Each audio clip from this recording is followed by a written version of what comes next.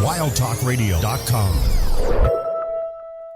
Theme song! This is the Firefly Funhouse, and I want to introduce you to some very special friends that I met along the way. Hey, this is Adam Copeland, a.k.a. the Rated R Superstar. Hey guys, this is Renee Paquette. This is Kane from WWE. This is WWE Superstar Drew McIntyre. Hello, this is WWE Hall of Famer, the Heartbreak Kid, Shawn Michaels. Hi, this is Bree, and this is Nikki, and we're the Battle Twins. This is Christopher Daniels, and what I like to do on my off days is listen to the Rack, and now you are too. And it is awesome. Satisfaction is guaranteed. It's time to experience the award-winning The Rack. Goodness gracious, great balls of fire! I love kickball. I'm back, taking souls and digging holes.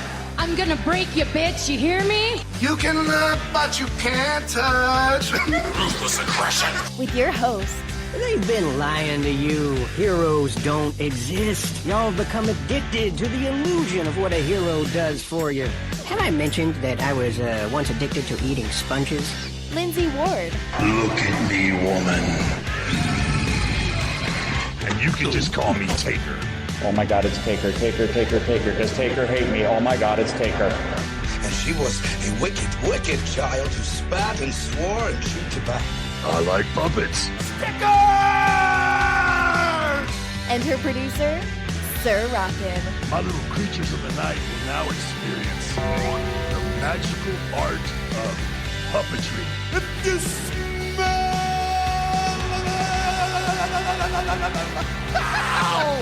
what the game is playing. Live on the Wild Talk Radio Network. We're here. Yowie wowie!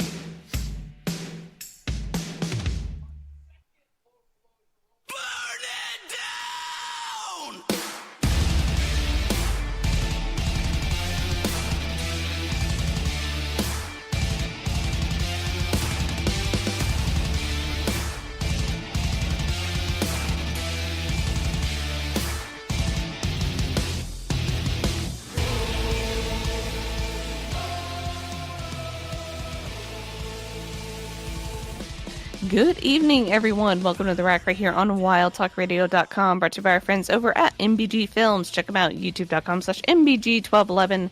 And if you're listening to us over on RackRadioshow.com, WildTalkRadio.com, or directly on Twitch, thank you so much for tuning in. We greatly appreciate it.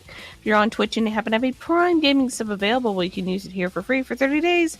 All you have to do is hit the little purple button down the bottom of the screen, and you can subscribe for free. It is that simple. You can also subscribe the regular way, follow the channel, hang out and chat, or listen to the archive. We are happy to have you any way we can get you. It is not Thursday night. It is a Saturday night. And, well, there's another show that generally goes here, but it is a special weekend because it is Wrestlemania. We've made it. It's here. And we're going to talk about night one of Wrestlemania. I'm your host, Lindsey Ward. Joining me, as always, is the ever-faithful producer / co-host / handyman, Sir Rockin. And to make up for the fact that CB Radio is not airing, we have the one, the only, the intern, KaneKittens, joining us as well to talk all about the show tonight. So Rock, are we doing is this where we're Chad supposed to do GPT WrestleMania? Yeah. Is this where we're supposed to do? What is that? What was that? Oh yeah. You be sub, I'll be Rob. Hang on, I will. I'll check back in about 30 minutes. He'll be back in 30 minutes. Bring snacks when you do. And kid noises in the background. So we're here. You can tweet us at Wild Talk Radio, at Rack Radio Show, at Lindsey Ward. Come to WildTalkRadio.com, RackRadioShow.com, or Twitch.tv /WTLive. Tune in our with us live. Talk all things WrestleMania Day 1, Night 1, Wrestlemania Saturday, whatever you want to call it, because it all went down tonight. Hey, Rock, who's in the match again? Exactly. Whose side is he on? And all those different things. It was an eventful day for WWE. They announced a partnership with AAA. They own it. Which is crazy. I mean, you get you get CMLL with AEW. Hey, AAA is sitting out there, and Conan's not the biggest fan of Tony, so... But it's not like it's a partnership. It's an owner. They own it. They sold it. Well, it's also, I mean, who knows what kind of financial straits they were in, anything. And if you're gonna have an ownership deal in Mexico, you might as well go for that. If you want to build to like the old developmental system and branch out of performance centers across the globe. Yeah, do your regionals like Hunter originally wanted to. Yeah. So. And coming in, what was it, June? Is the NXT World Collide, yeah. Yeah, Worlds Collide, NXT and AAA. Like that like came out early. Like earlier in the day, like Right. it was a rumor. So it's like, all right, cool, and that's what Hunter's announcement was going to be, or like Evolution or whatever. No, it was, hey, we own AAA now. It's like, oh. Well, and when you look at the people who were around, some of the former AAA talents, Andrade and like Ray was there, and was Phoenix as well? They were all there, yeah. Yeah, Phoenix was there. I mean, you've got people who have ties with that. AEW was already announcing their dual show with CMLL, but this is going to give you the chance to, like you said, set up a regional, get some new talent on your TV that will get them exposure, so that's good. And, who knows, maybe TNA will also get involved with that. Indeed. So they're building a conglomerate. They really are. But that's the big news. And then there's WrestleMania itself, which had a bunch of 3 title changes. Yeah. On the show. It was a wild night. A really wild night. It opened with Gunther defending the World's Heavyweight Championship against Jey Uso. I said it last night, and I'll say it again. We should have done pick'em on how long Jay's entrance was going to be. We should have done it. That man took his sweet time. He savored that moment. 5-ish minutes later, he gets to the ring. Well, we joke too. Like, are they going to send him down the ramp, or are they going to put him in the crowd? And then it's like, oh, he's in the crowd. Oh God, it's going to take him a while. It's going to be a minute. It's going to take a second. But Jay got a good reaction coming down through the crowd. They had the Raiders cheerleaders there. They had people with YEETS flags. There was a DJ. There was an announcement for a game sponsor, I guess the main sponsor of the show. All wrapped up into one as Jay made his way to the ring. And then we got the ring general himself coming out with a divided video screen door, which was really cool. That opened to reveal him. That they used that whole panel throughout the night, and it was like, to me, it harkened back a little bit to 10 when they had, I think was it WrestleMania 10 where they had the door rock? Yeah. The big X. It's like part of it was like that, and it was kind of, or like 20 when they did the video screens at Madison Square Garden. Well, both times technically. Both. But it was like, Garden, yeah. It's a nice little, like, just a small little thing for production wise, but it was like, all right, cool. I see what you guys are doing here throughout the night. And then they had the screens that would like raise and lower above the ramp that they were using. That was really freaking cool. Oh, it was done so well later on in the night. It absolutely was. Like, they used it to perfection. I remember seeing that in the setup, and I was like, because I saw them on the floor, I was like, what are they gonna do with those? And then like you saw them above the ramp, and it's like, oh, okay, cool. So they're like additional display screens. I didn't realize that they could like raise and lower them into different configurations, and it's like, oh, that's neat. Like, it's so practical. Like all of this was very practical, but extremely effective. Like, this whole show, the entrances, I would say, like the special entrances for the most part were relatively tame. We didn't see anything over the top crazy like some of the stuff that they've done in the past. There was a lot of pyro, so they splashed out for pyro. There was the video screens. They had a couple like specialty cars there, and in living color, because they're awesome. But like, that's pretty much all they did for like the special entrances. I mean, we had Barbie. That was a fantastic entrance for her. That was cool. It was one of those, like, yeah, when you have real life Barbie sitting there and you can pull off the actual like Barbie box entrance the way they did, it was just like, oh, good job, designers. Very well played. Very well done. But Gunther just got the divided screen. The championship like graphic behind him as he was walking was really cool. Like, it was graphically, like, visually very appealing and very effective. Like, it dressed up his entrance nicely, because he has a relatively like simple entrance. It's no frills or fuss or anything like that. And yeah, we got underway on this one. The crowd, I don't know what was going on in the crowd, but the crowd kind of took a little bit out of this for me because I feel like the crowd wasn't super into like the first part of the show. I feel like they kind of didn't wake up until maybe like Tiff and Charlotte. But what do you guys think about that? I thought they were hot for Jay and Gunther. I thought they were really into it. After that, it kind of... It trailed for a little bit, like, because there wasn't a lot of heat on some of the matches. But Jade and Naomi had them for a bit, but the Tiffany match really got them back. Or I should say LA Knight and Fatu got them. Yeah, LA Knight and Fatu got them.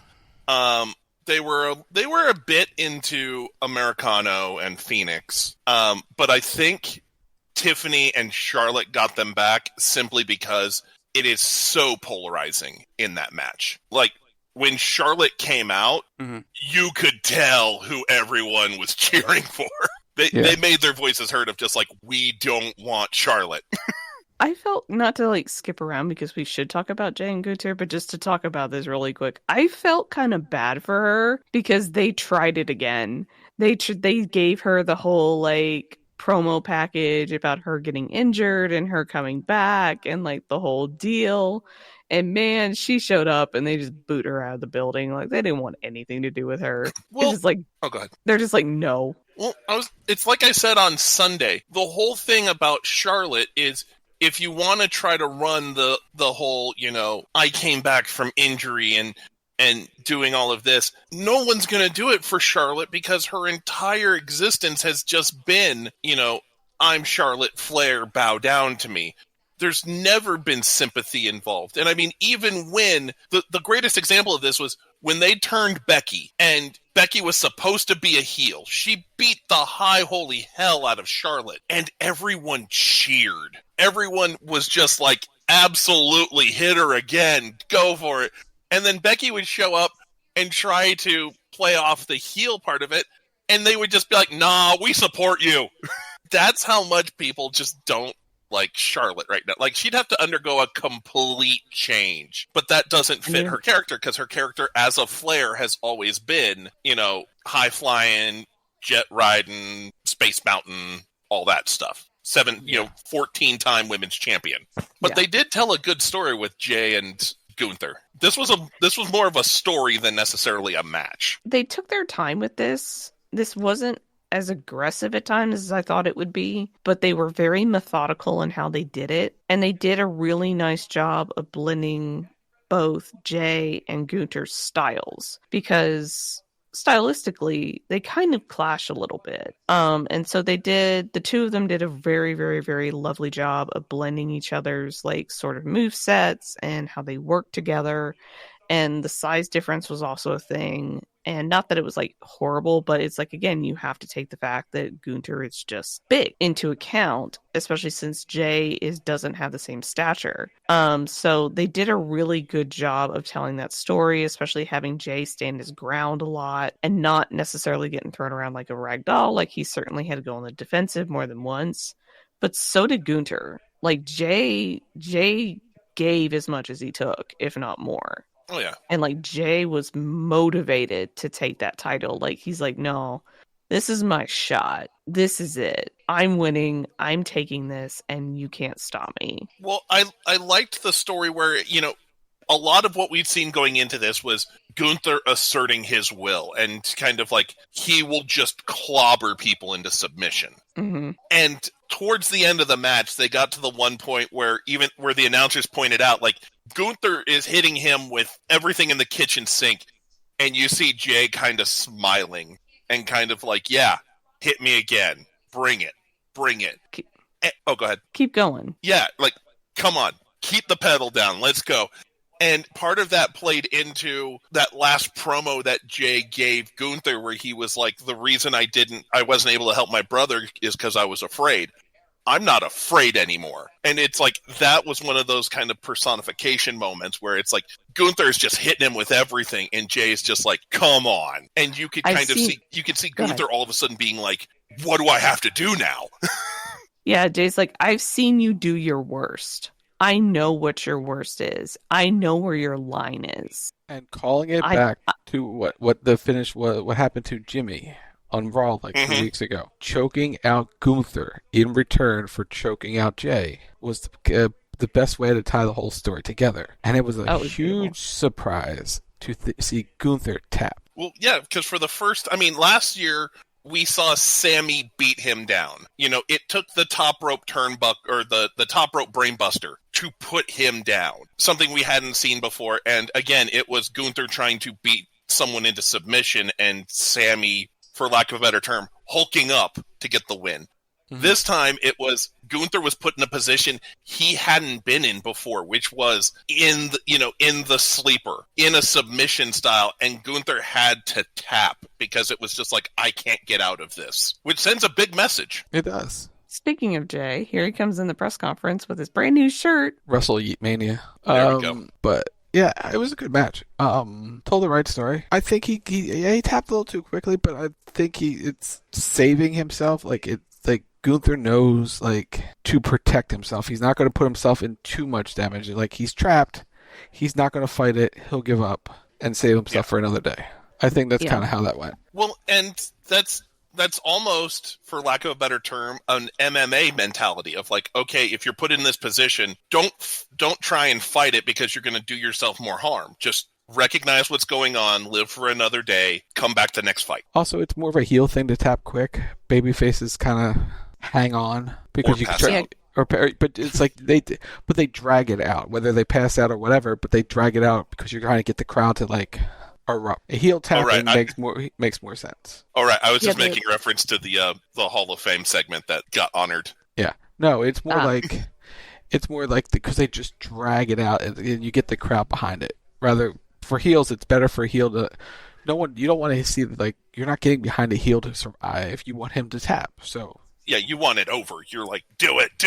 Yeah. So yeah, Jey Uso, world champion. Good for him. I like that they went ahead and did it. That they pulled the trigger on it. They told the right story to get him here, and it's a nice. We talked about this on Thursday. It's a nice capstone to the whole journey of Jey Uso, right? That climb that started 5 years ago is now he's reached the pinnacle, and it's just it's a lovely story. And then of course to make everybody cry, they had Jimmy waiting for him in the ring to celebrate with him after he won. And we're all going, not now, not now, not now, not now, because there was a moment. I'm not kidding. Where Jay's in the corner and Jimmy's got the title and he's standing over Jimmy with the title, and I'm like, don't do it, please don't do it. Just enjoy this moment with your brother. Please don't betray him. Do it tomorrow, but don't do it now.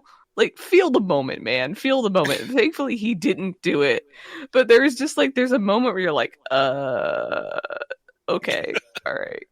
Just I don't know if I should trust this or not after everything, but and the nice moment. The nice thing about Jay winning the title is, and we've talked about this with some of the other changes that have happened in recent years, he doesn't have to hold the belt for a year to do this kind of run. He can drop this, in 2 months, and everyone, or 2 or 3 months, and everyone will be like, all right, cool. He had a world title run. He earned it. It can bounce around a little. I think we're so, especially with Roman and Cody and Rhea and some of the other champions, I think we've gotten very used to long title reigns, because it's once they put the title on somebody that they're fully behind and fully support, they tend to leave it there, especially if it's somebody that they're going to use a lot for press, that they're going to send out a lot, because nice big shiny title looks good on them with them in terms of doing the PR work. So I think we've gotten sort of desensitized to shorter title runs, because it's, that doesn't happen as much with the world titles, because both world titles, they've been longer reigns, especially since Roman dropped his. Cody has it, and he's held it for a year. And then Gunther, with his win, he's held it since he won it at SummerSlam? Yep, SummerSlam. So he didn't quite make it a year, but he still made it a longer reign than most. So if Jay holds it 2 to 3 months, he drops it at SummerSlam to somebody else and the title moves around, I'm completely fine with that. I have no issue with it whatsoever. Now, I don't want him to go out on Raw tomorrow and drop it. That's pointless. Yeah. But, like, give him a decent run with it. Give him some credible contenders, which he'll have. I'm sure Gunther will come back and swing at him for the title because it's like, hey, no, we're not done. I want that back. And this feud will probably continue between the two. We'll see what happens with Jimmy, if they do anything with Jimmy. And then, of course, you have Roman, you have Seth, you have other people that are kind of like lurking in the background that could come for Jay's title as well. Mm-hmm. All right. So up next, we have the Bad Day, aka the New Day, taking on the War Raiders for the tag team titles. This was a solid little match. I enjoyed this. Ivar doing Ivar things. That was flying and whatnot. That was insane. This is where the crowd kind of took a step back for a bit. Yeah. I felt really bad for like both teams because there was kind of a reaction for the New Day, but there was like no reaction for the War Raiders that I heard. I felt so bad for them. It's like, oh, I'm sorry. And it's just one of those things, like, don't get me wrong, I think the fans like the War Raiders, but I think in a large setting like this, and also for the build that they've had with this, which was only, just a few weeks? Something like that, yeah. They weren't fully invested.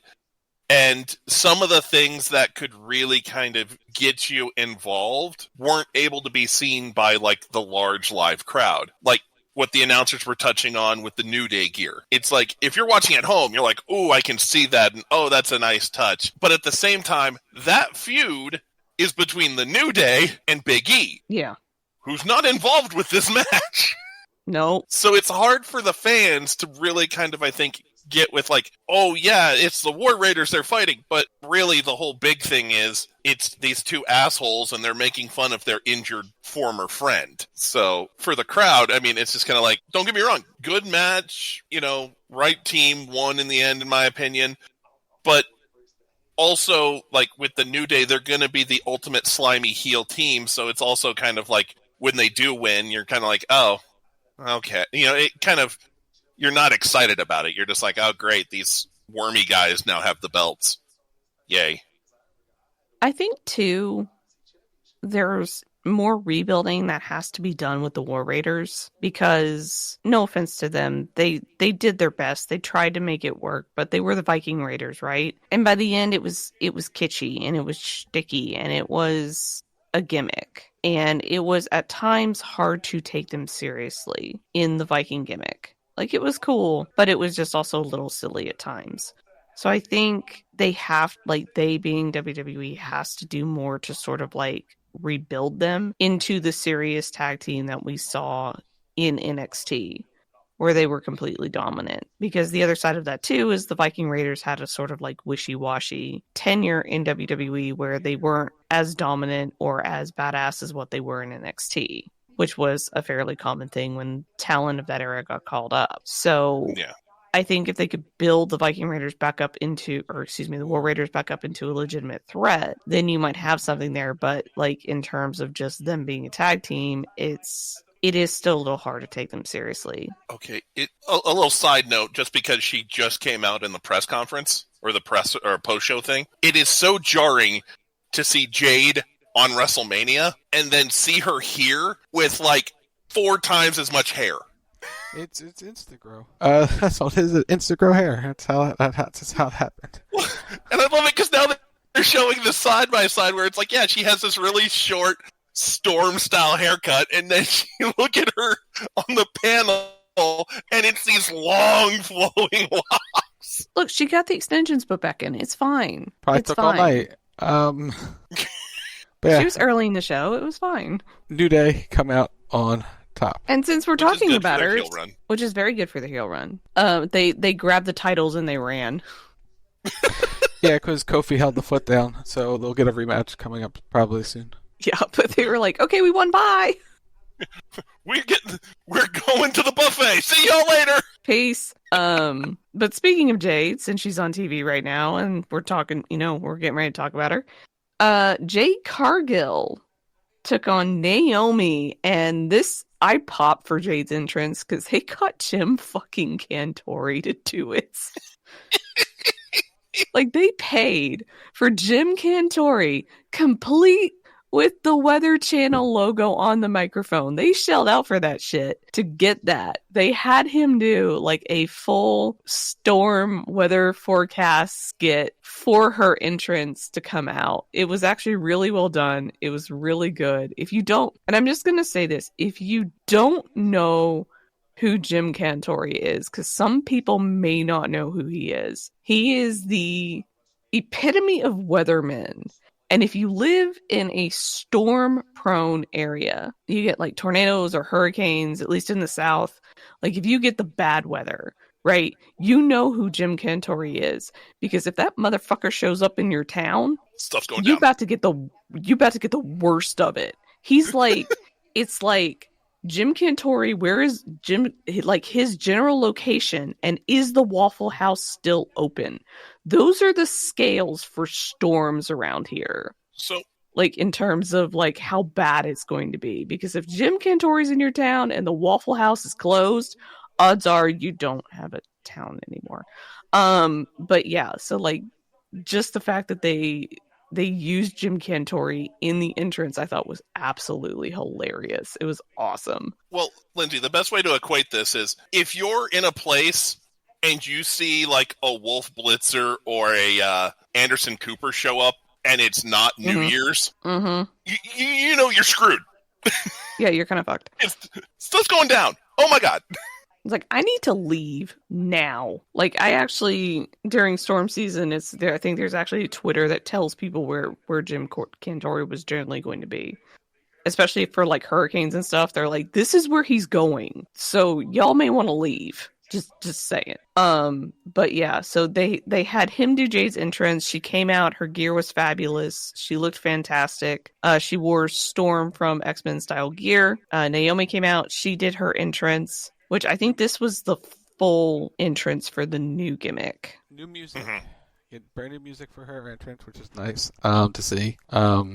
Which I kind of said we would be getting, and we did. I thought out of every match on this show, these two women took the most risk. Oh, definitely, yeah. Yeah, they laid it out there for the most because I think they had the most to prove out of all of the day ones. And it's not even that. It's they tried different moves. Like they were catching each other, like the jackhammer spot or the power slam or something. They went out and risked trying different things that could have gone horribly wrong. Yeah, when Jade caught Naomi and put her into the suplex spot just in air, holy shit. Mm-hmm. That was pretty spectacular. I think with this one too, there was a little bit more to prove because this was Jade's true solo debut, where she's not with anybody else to sort of like cover for her. This is her standing on her own, carrying a match on her own. And Naomi was a fabulous opponent to put her with because she can work anything, right? She can do anything. She's just that talented. So these two did a really fantastic job, and the fact that they pushed boundaries and they did stuff that was outside of the box, I think maybe put a little naysayers about Jade back in their box for a while, because I thought she looked great. Yeah. And I think one of the things that Naomi did especially well in this match, because going back into other matches we've seen Jade perform in prior to this, I think one of her biggest qualms that I think you and I had pointed out before is that Jade tends to work really fast to her detriment. It was like, I have to get to this spot, and I have to get to this spot, and I have to get to this spot, because everything was choreographed for her to hit certain things, and so she'd rush, and it would look really bad. Naomi slowed her down, and they were able to tell much more of a story and kind of flow with what was going on, which I think really helped her. Agreed. Definitely agreed. But I liked what they did. I thought they took the risk and it paid off. Yeah, and it makes you want to see Jade a little more. It does. So Jade puts Naomi away, and she is victorious in her solo WrestleMania debut. Also, we're not talking about her yet, but Jesus Christ, look at the welt on Tiffany's head. She lost a tooth. I was going to say, there was a spot when she was at the very end, when she's sitting on the apron, where I was like, I couldn't tell if it was like blood on her teeth or something, but there was something different about her smile. Yeah, it's like she kept like holding up the title, and I kept like looking at her teeth because there was like a stain or something on her tooth, and it's like, did her teeth get messed up? Because I don't know if those are veneers or not. I have no idea. They're probably her natural teeth, but it's hard to know. But yeah. Anyway, she's doing the press conference right now. We're gonna talk about Jacob Fatu taking on LA Knight for the U.S. Championship. This was a fun little match. This was a lot of fun. Jacob. Welcome to WrestleMania, Jacob. Yeah, he had a breakout performance. I will still say this. Like, Tiffany has a really pretty moonsault that she can pull off that we saw tonight. Mm-hmm. Charlotte can pull off a really nice moonsault. Io, fantastic. I still say that Jacob Fatu has the most effortless moonsault I've seen. The way he just bounces up and hits it perfectly every time. Mm-hmm. It's like, dear God. And for someone his size, too, you're like, what the hell? It's like he shouldn't be able to do that, but he can do that, and it's amazing every time he does. Like, he is a force to be reckoned with. He really is. Well, and the funny thing is, when he first debuted, they gave him, like, that non-speaking gimmick, where he would just sit there and pray, and the only things you really heard out of his mouth were, I love you, Solo. And then the bloodline broke up, and they kind of went, we're going to take him off the leash a little bit. Thank God they did.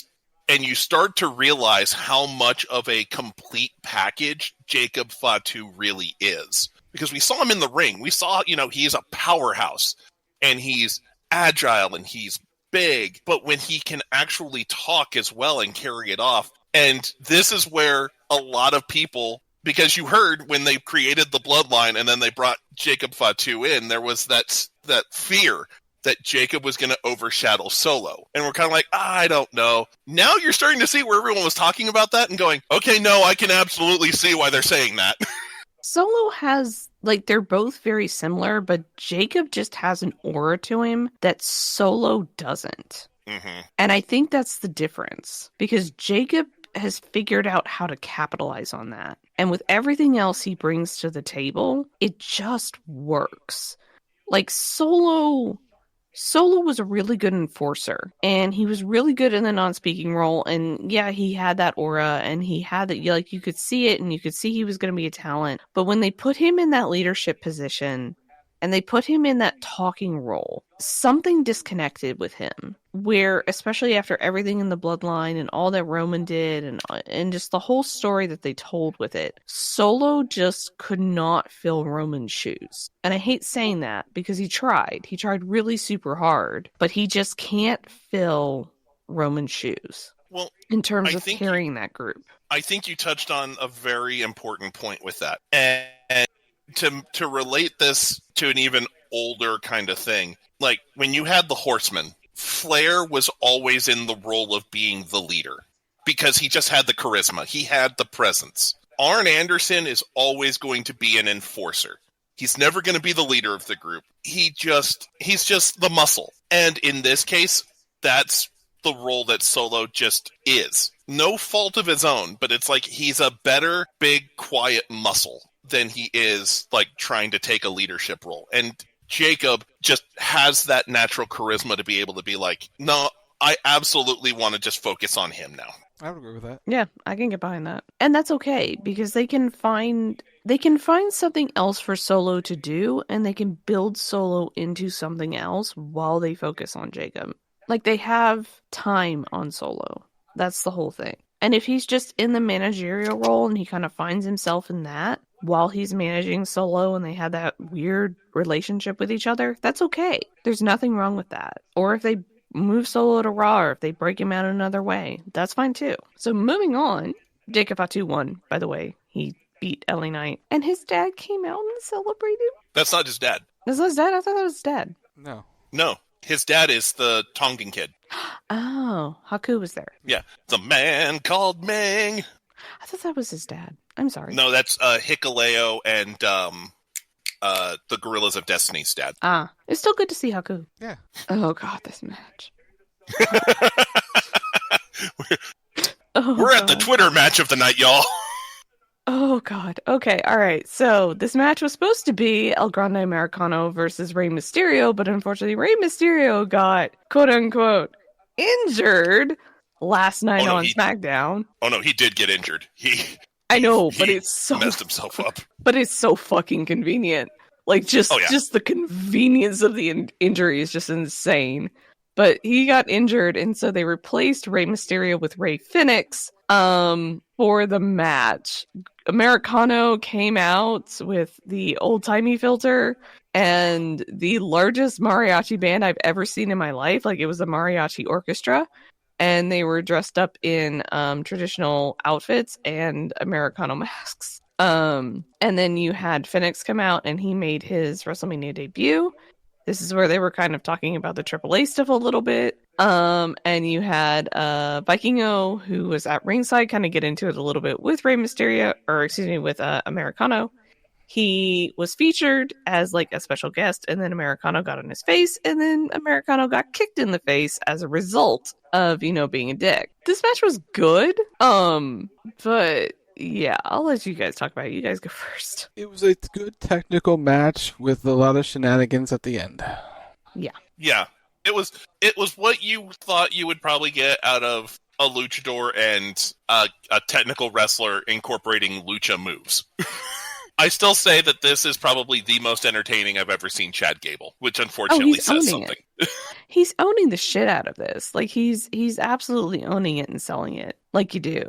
And I mean, I would argue that this is his kind of his thing, because he was really good in the Alpha Academy. The Alpha Academy stuff too. Like, he's just good at like shtick comedy stuff. Like, that's which you wouldn't think he would be, but he is. Like, just his personality and the way he comes across, it works for what he's doing. There is still some question about the gimmick as a whole. It's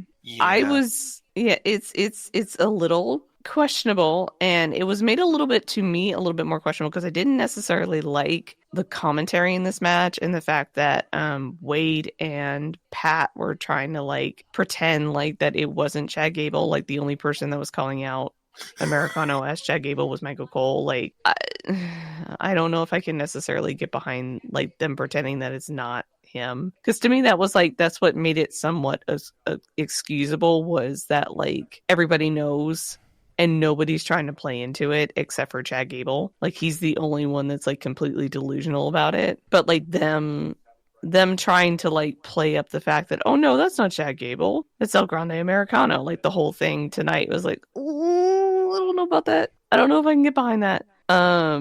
I was surprised. I guess I shouldn't be, but I was surprised Americano went over. I'm not. I figured that would be the direction. I feel like they wanted to get some more legs out of it, just based on the presentation of it tonight. I don't want them to. I get that. I just wonder how much legs this really has before. I think, like Lindsay said, if the only person in the delusion is Chad Gable, then it has a little bit of legs till maybe Backlash. And that's where it would go, yeah.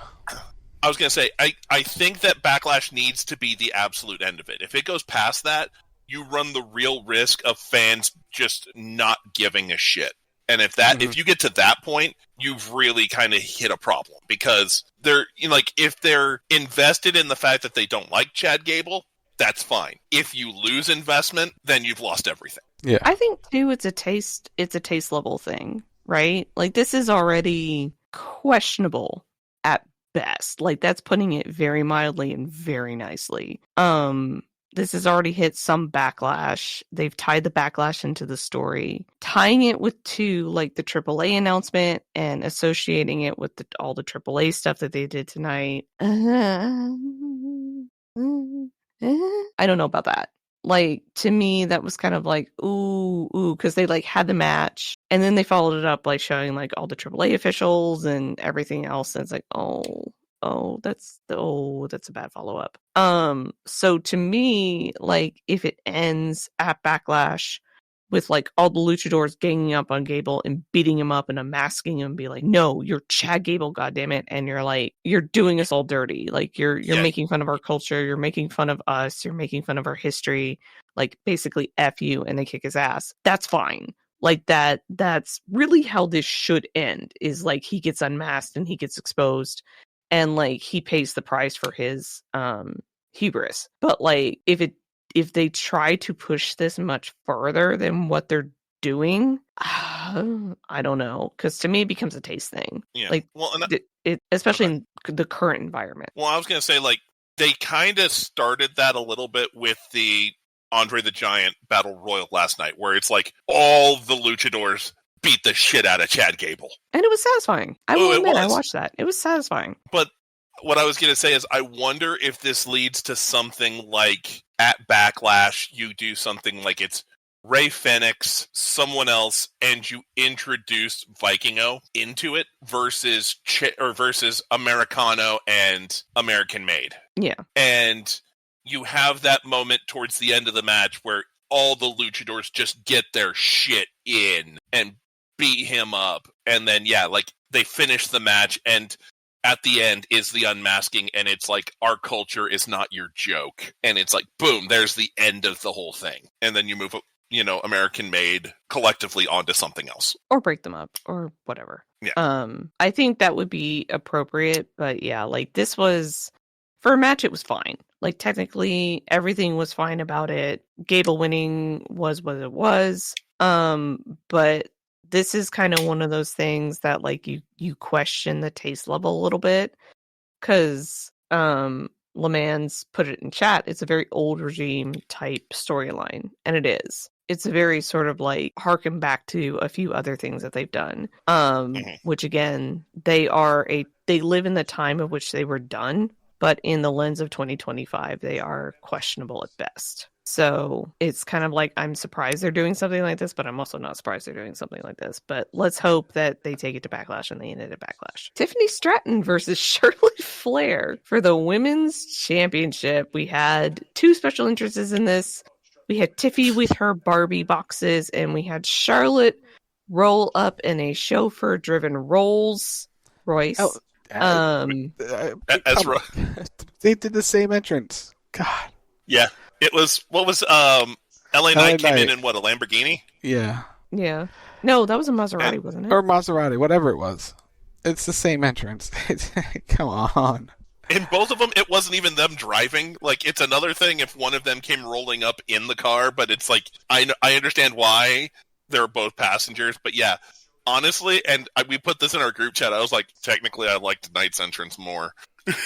They just felt very, like, both were fine, but they felt very basic. Like that out there, like a couple of these special entrances stood out, but for the most part, they were very toned down. And I kind of question if they couldn't do a lot because they had the seating around the stage. Like that was the one thing we forgot to mention at the top of the show, was they had people sitting above like the entrance area on the stage, and then they had seating off to the left and the right on the stage. Mm-hmm.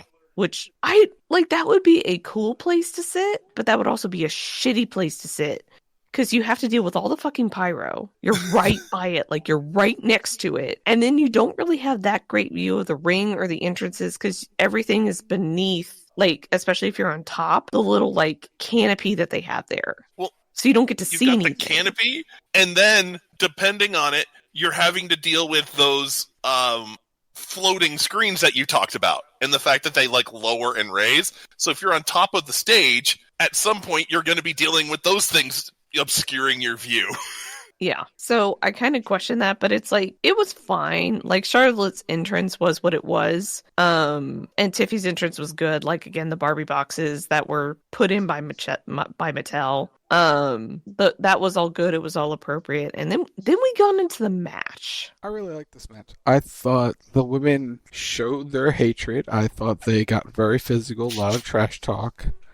It didn't have to be perfect because you didn't want it to be perfect. It should be more scrappy with these. It was, and they went. This was close. This was tight. It went a long time. Yeah, I thought this was really good. The one thing I liked about Tiffany throughout this match, and it's something that we hadn't seen in some of the other newcomer versus Charlotte matches, was that Tiffany had a lot of the Charlotte cheap tactics scouted well. Yeah, like when she tried to go early for going for the knee, and like, doing the wrap the leg around the pole bit or spot, like Tiffany saw it coming and countered it. And then she also targeted Charlotte earlier than Charlotte was going after Tiffany, which plays in. I mean, Tiffany's always going to be an opportunist, but it's one of those things like, okay, it's not just your usual kind of face where it's like, oh, I'm going to be upstanding and oh no, I get chop blocked and, I couldn't see this coming. It's like Tiffany's like, no, I know you're going to do this shit. I'm going to get you first. Yeah, you could tell that she had made at least a visual effort to prepare for Charlotte. Like they were talking about on commentary, watching tape of Charlotte and how much would be available for Tiffany. But Charlotte always upping her game and always coming in with a different strategy. So she's not doing the same thing every time. But Tiffany was still able to see the stuff that Charlotte was going to do and be, to your point, prepared for it. I also like the fact that we had Charlotte's knee get worked over quite a lot in this match. And it called the figure 4, figure 8 into question. Mm-hmm. Because by the time she went to put it on, her knee was compromised enough that she really couldn't put it on. And Tiffany was able to get out of it. And that was one of the things that cost Charlotte was she just didn't have it in her knee to be able to put Tiffany in that hold. Well, that was, again, one of the really smart moves by Tiffany was Charlotte put the figure 4 on and she's, smacking Tiffany. And Tiffany goes to the one thing that could help her out, which was, I'm going to attack your knee. And as soon as she did that, Charlotte had to break the hold because it was hurting her as much. And when you see things like when Ric Flair used to put on the figure 4, part of, just as a regular fan, I'm like, why don't you try and hit him in the leg? Or why don't you just uncouple the interlock that's there and you can get out of it? It's always something that was lingering there. And it's finally in this match, you saw it put to use and you're like, oh, okay, that can happen. Good job. Yeah, that's always the frustration with that move. It's well, they've got you in the figure 4. Well, hit them back. Yeah. Try to get out of it. Just don't sit there and writhe in pain. Actually try to get out of it. Hit them, But, and then of course the welt that is on Tiffany's forehead right now where Charlotte went for her finisher, off the top rope and bounced Tiffany's head off the freaking mat. Holy shit. That may be where she lost a tooth as well. Probably where she lost the tooth because she bounced that her head bounced like a melon. And it was ooh, yeah. Ooh, that didn't feel good. That's smarts. Probably, but they were able to carry on. Could have been the knee brace. Could have been the knee brace that kind of. Oh, off the moonsault. Probably, yeah. She could have smacked it on that. Yeah, that's true. We had a couple blocked moonsaults from Charlotte, but in the end, Tiffy was able to hit the prettiest moonsault ever, and she puts Charlotte away, which to me is the right call. This was having Tiffany retain and not doing the LOL Charlotte wins. That was absolutely the right call because this proves Tiffy is, I don't want to say that she was not a legitimate champion before because she certainly was, but this adds legitimacy to the reign that she's having to be able to take on a challenger like Charlotte, especially when Charlotte put her working boots on, and be able to take her down and have a really competitive match with Charlotte. Because everything that Charlotte brought, Tiffany matched and brought more in some cases. I think the announcers said it best at part of the match when they were some people will say Tiffany, cashed in her Money in the Bank and that's how she got the title. And that may kind of cloud her reign a little bit. This win here, beating Charlotte, especially beating Charlotte at WrestleMania, when other people have not had that ability, adds a feather in the cap of this reign.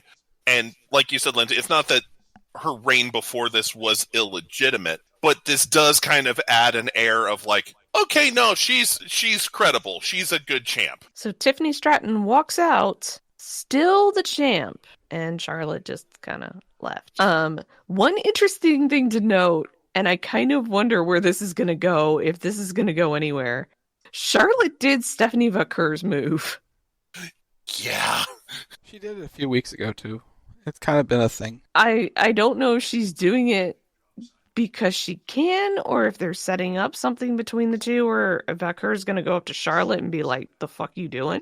And that starts a little something between the two of them. I'm not sure, but... Charlotte did the leg thing before, but the repeatedness of it was not something she did. She would do the roll through, the smash and then the roll through. but the repeated thing was out of Stephanie's book. Like, they even called it out on commentary. They're like, oh, Stephanie Vaquer is not going to be happy about that. So I kind of wonder, and she's been, because she's the women's champion in NXT, she's been featured very heavily for Stand and Deliver and other things. So it's like, I kind of wonder if maybe they're looking at having Charlotte work with Stephanie. All right, let's talk about the main event. What'd you say, Brent? I said maybe they're planting seeds, but time will tell. Time will tell. Okay, the battle for Paul Heyman's love.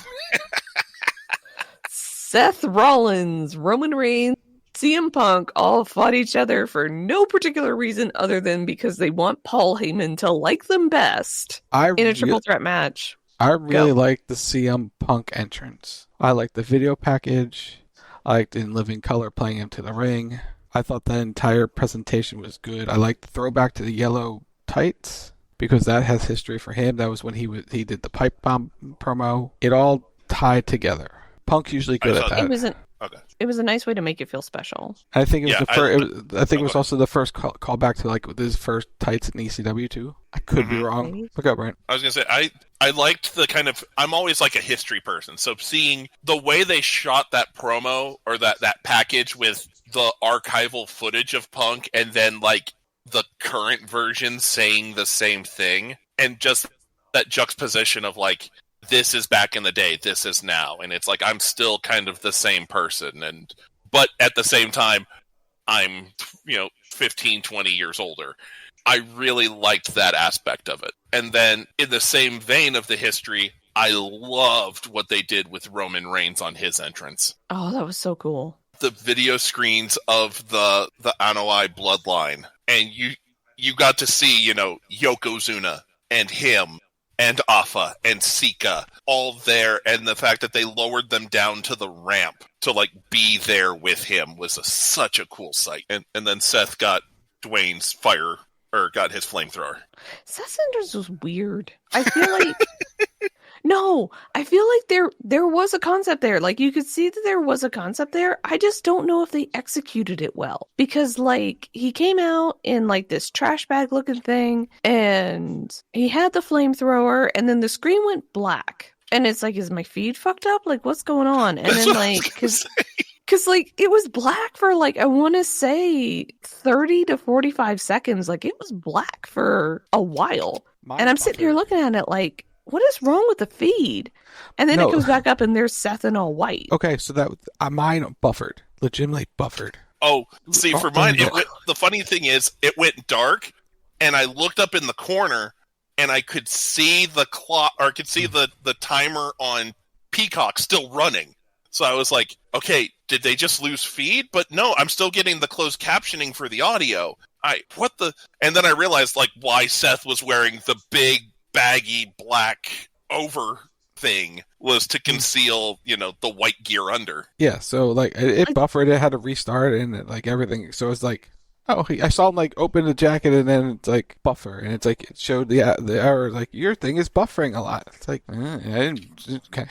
Yeah, see, for me, it went black, and for a second I thought it froze because it's like, what is it doing? Because I was sitting here, and then it came back, and it was Seth in all white, and I was like, oh, okay. So I feel like it was just, like, there was a concept there. It just, for whatever reason, it didn't execute the way that I feel like they wanted it to. Because, like, when it came back, because it was almost like the Taker-Shawn thing, where, like, Taker wasn't all black, and then Shawn was, like, in the all white, and Seth's gear was reflective. And so when they hit him with those white lights, he just like literally shined and glowed in the light, which was a nice effect. But like it was strange. But shout out to Seth's white pants. I feel like they are the MVPs of this match because goddamn, those things did not get a stain on them. I don't know what they hit those with or what they were made out of, but there wasn't one goddamn stain on them. So this match was really good. This whole entire setup of a match was really well done. We also learned that it took 4 hours to break the brand new tables. Somebody had to do it. They've tried before in the past. They didn't get it done. It's like I feel like it was like, God damn it, we are going to break these tables. And they're new. They are brand new tables. Yeah, they were curved. They've got like the LEDs on the bottom. It was Like They were nice. They were really nice. Right. They had LEDs when they moved to Netflix. So they could kind of using the old table with new little stuff, but they curved it a little bit. Now it's like, oh, no one's going to go through them. They went through both. Yep. Just to prove a point. But by God, don't piss off Roman Reigns. He will put you through both tables. Pretty much. But no, I thought Heyman did his job well. I thought they did a lot of really good false finishes. Like, I mean, you talk at the end. I'm talking like Heyman selling early, where oh yeah, he's just like him sitting on the stairs, and like every time you look over, don't go after Roman. Don't you don't have to do that. Go do that. But no, multiple finishes, multiple pedigrees and spears and go to sleeps, and the timing of the one where he went for the spear into the pedigree was well done. That was beautiful. I loved how the commentary even played up. Like, Paul just got more despondent as the match went on, to where there was that great shot of like both tables are destroyed, everyone's down in the ring, and you just have Paul Heyman sitting on the steps looking like his entire world is fucking over. Yeah. He's I want just like, someone to meme that. What's going on? I want somebody to meme that, because Heyman's sitting there, right? And you can just tell. You can see it on his face. He's like, I am literally too fucking old for this.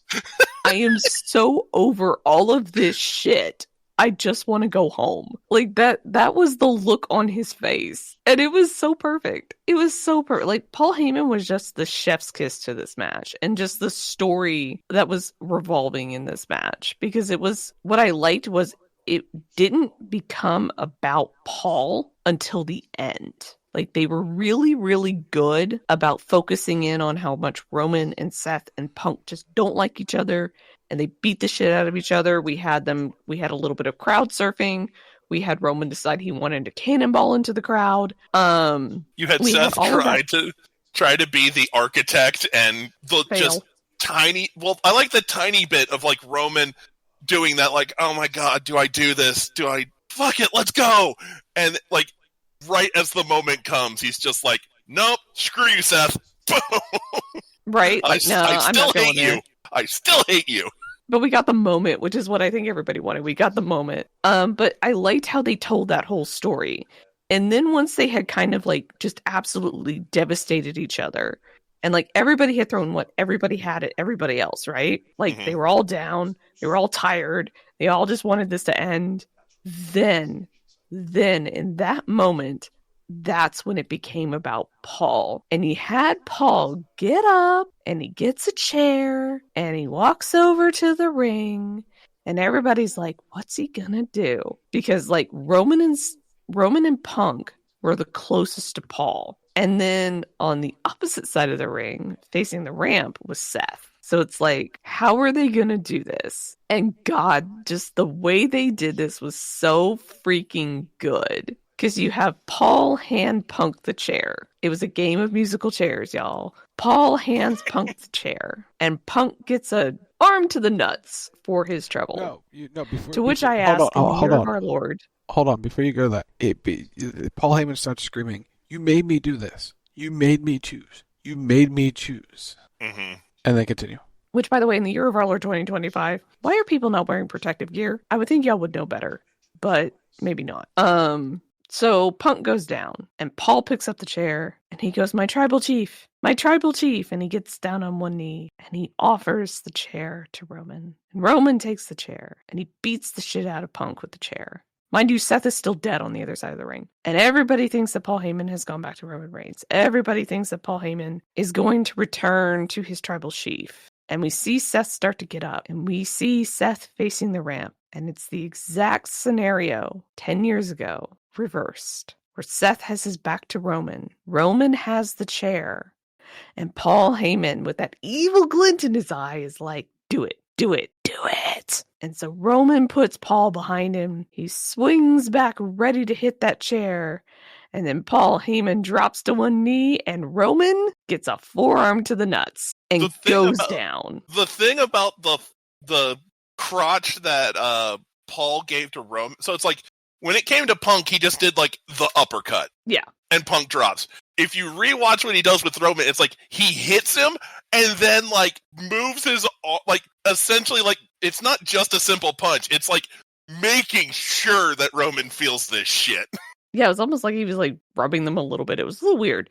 I thought his sleeve got stuck for a second, but Roman goes down like a sack of potatoes, drops the chair. Paul picks up the chair. He hands it to Seth, who's waiting for it, because that was the plan all along, was for Paul Heyman to betray both Punk and Roman, and Seth cashes in his favor. And be Paul Heyman. And he gets Paul Heyman. And Seth Rollins, as a result of being one step ahead of everybody, wins the match and walks out of WrestleMania victorious.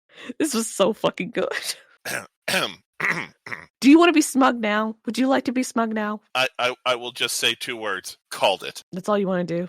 You're going to save it for tomorrow? Oh, tomorrow. Tomorrow will be more. Tomorrow will be all in. But with this, it's just, I want to say, like, basically, aside from the 2 crotch shots, this played out the exact way I thought it was going to.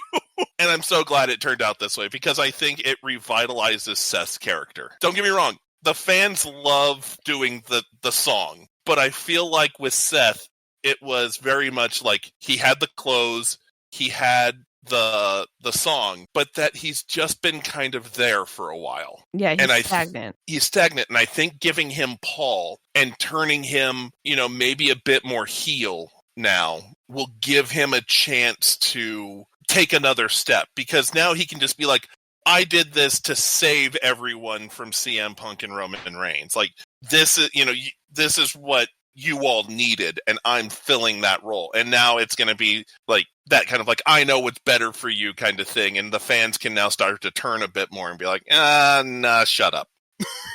I think with him too, it gives Seth a chance to be that sort of cerebral, dangerous character again, which he does very well. And I think the one thing that we've all forgotten about Seth, because he hasn't done it in so long, is that he is exceptionally dangerous. Yeah. Because he's always one step ahead, at least one step ahead of his opponents. And we don't necessarily see that. Like, we got that when he first came out of the Shield and he was with the Authority and he was doing all of that. Like, we got that character, and then he ran that character dry, turned it face, and then he kind of went into what he's doing now in different iterations and different variations of it. So the fact that we really haven't seen that side of Seth, like the architect side, in a long time, because we got it in the Shield, but it was it was different in the Shield than versus what he did with the Authority. Like, the fact that we could get that again, and we even saw just like a glimpse of it tonight with Paul, where he's playing the game. Like, Roman and Punk, they're playing checkers. Seth is playing chess. And I think what this does is, so Punk doesn't need Paul. He wanted Paul there, but he doesn't need him. Punk can run great on the mic. He's, popular with the fans. He doesn't necessarily need Paul Heyman to do anything. Roman, for lack of a better term, I think, has outgrown Paul. I think when he first came back and you were starting to do the tribal chief gimmick, Paul served as a great role in, like, he could talk for Roman. Roman could stand there and just be intimidating. And then Roman started to grow on the mic in that tribal chief role, to where I would say for about the last year, he didn't really need Paul Heyman. He was able to carry the segments, and Paul could kind of add some, visual response elements, but it wasn't really like segments hinged on him. Mm-hmm. And so now you can kind of break Paul away and let Roman kind of stand on his own and evolve the character, either as the tribal chief still, or if you take it in any kind of other direction, letting Roman kind of do what he can on his own for the next, 2 years, we'll say. With Seth, it's going to be almost like this sinister, pairing where they're both very strategic, and it's like they can work back and forth to put together the ultimate plan. Mm-hmm. And I'm down for all of it, especially since we saw Jay get crowned as a champion tonight, and we don't know what's going to happen tomorrow. I was going to say, Jay Uso has no shortage of potential challengers waiting in the wings. Nope, he does not, and I'm looking forward to all of it. So, gentlemen, final thoughts on night one. Go, Brent. I think overall it was good. I don't know if there was like one of those potential kind of like, oh my God, this is an ultimate standout match. I mean, there were some good matches in there between Jay and Gunther and Naomi and Jade. Jacob and LA was a good match. You know, Tiffany and Charlotte was a nice, you know, emotional kind of match between them. The main event lived up to kind of what we thought. But I don't think there's going to be one of those where it's like, you know, a year or two from now when we're going through the Wrestlemania matches again for a Greater Than Great debate where I'm like, this is going to be a semifinal match. But they all kind of did that. There wasn't one where I was like, why did I have to sit through that? They were all good for a nice 7-match card. And it ended early enough where I'm like, all right, I feel entertained. I feel refreshed. Tomorrow, I'm still looking forward to the next set of matches. Instead, I feel completely spent. Oh God, we have to do this again tomorrow. So you know, so Triple H was talking about it. It's like he was creating an album. Like that's how the creative process works for this show. So we just had the A side. Tomorrow's the B side, basically. We got. And there's a big match still sitting out there for the B side. There's a big match sitting out there for the big side. The main event tonight delivered, which is what people really came to see.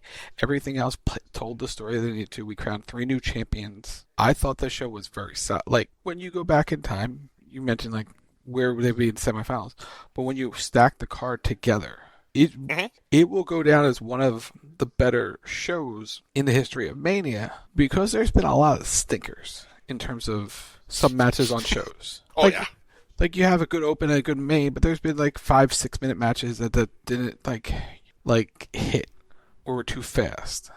You'll look back at this in a few years and go, like, all right, that was good, solid, everything was solid. And you could go back and watch it and it's like, that was a solid show. Nothing blew you away until the main event, the last 2 matches. Nothing was really blow away. You gave the fans what they wanted in Jay winning, and they gave you an angle to carry your television forward. And they've reset SmackDown's U.S. title division with Jacob having the title. I would say a B. I think it was a solid B. Yeah. I think the fact that we don't feel drained from it, I take that as a positive because to Brent's point, this is a very like packed week with the Hall of Fame and with Stand and Deliver. We're not there. This is just what we get to see. But like I always call it wrestling hangover by Monday because like you can judge what the weekend was based on the level of the wrestling hangover that you have come Monday Night Raw. And I like the fact that this isn't an exhausting experience. Now, granted, I didn't watch everything. I didn't watch Stand and Deliver. I was saving that for later in the week. I didn't watch the Hall of Fame yet. I've only watched the highlights of it. But like just watching, because, you know, the card itself was a 4-hour show. So the fact that you don't feel like drained and emotionally spent after a 4-hour show and you're prepared to do it again the next day, I feel like is a huge positive for them. There have been WrestleManias where it's like, God, I just don't want to sit through this whole thing, especially since they got through like 2 days. Like they've started doing that. Like there's been a couple of WrestleManias where you're like, God, I don't want to do this again tomorrow. Like I'm so tired. But like this is, I mean, it wasn't a knockdown drag out. Oh my God, this is amazing WrestleMania. Like it certainly wasn't that. Would I have liked certain matches and certain rivalries to have more oomph to them? Yeah, sure. Of course I would. Like there's always room for improvement. There's always a chance to do more, do better in certain cases. But I think for what they gave us, this was really solid. This is really good. It was entertaining. What you wanted to deliver and what you wanted to happen in specific instances happened, at least for me personally. And that's the mark of a good show for me, is like if I walk away from it feeling satisfied and feeling entertained, which is what this is supposed to be, then they did fine. I think what ahead. Rock said about Hunter and the album really kind of is a good metaphor because you had a lot of different style matches on here, like song styles on an album where it's like, okay, this is a fast song. Okay, this is kind of maybe a little bit more upbeat poppy or whatever. And you're able to just hit those good points for what this is. And after you're done with the one side, you're kind of like, okay, cool. And now we get to come back tomorrow refreshed and get a whole nother set. Which should be good. Mm-hmm. Which should be very good. But with that, we're going to go because you guys have to do this again tomorrow. I don't, but you do. You got stuff to plug up, Rock, so plug away. I've watched wrestling content for 14 hours today. I did the math. He needs a nap. It's been a lot. We'll be back in tomorrow night. Wrestle Talk Radio. Once WrestleMania ends around 11 p.m. Eastern, we'll talk about it with Casey, Brant, and Tim. Monday, it's the Raw post show, 10:30-ish p.m. Eastern, right after Monday Night Raw. Talk about things on the Raw after Mania. We'll talk about Night 2, WrestleMania Sunday on the Rack, 10 p.m. Eastern this Thursday. CB Radio Live returns next Saturday in this time slot. We'll figure out what we're going to do. We're getting close to the wrestling hangover. A little bit. After this week. Next couple of days. Then it'll hit. Then it will hit. It's at Wild Talk Radio. It's Facebook.com/Wild Talk Radio Network. It's Rack Radio Show on all social media platforms and wherever you get podcasts and search the Rack Radio Show. It's at. Chat, if you have Amazon Prime, like your Twitch account, it's called Prime Gaming Support Channel by clicking the purple rectangular button below the screen. You can use credit card RocketSock or Lindsey Ward in the Fortnite item shop or Epic Game Store when you buy Cody Rhodes and John Cena, the main eventers of WrestleMania. I was getting to that. The two main eventers of WrestleMania are in the Fortnite item shop right now. Think about just that as a concept. They're in the item shop together at the same time. The fact that you can recreate the entire John Cena heel turn using Fortnite characters is absolutely insane. And if you like Star Trek Wars, stuff is coming too. But also The Undertaker. Star Wars, honey. Star Wars. The Star Trek Wars, yeah. It's coming. May 2nd. For Lindsay's birthday. Oh. A whole season worth, possibly, Rock. 37 days. It's only. Have you seen the trailer? It's only 37 days. Have you seen the trailer, Brent?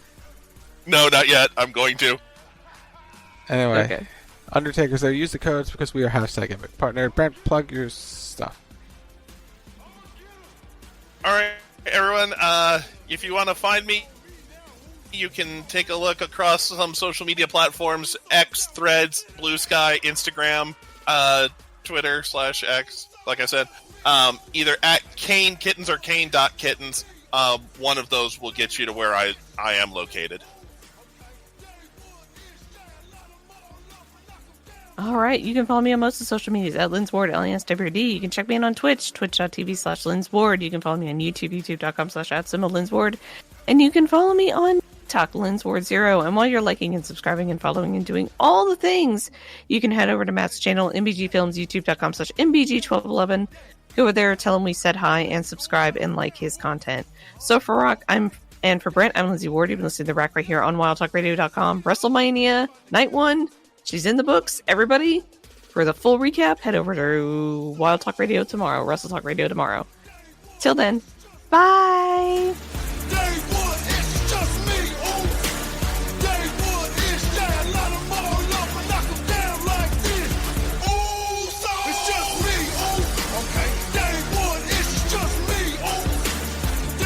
WildTalkRadio.com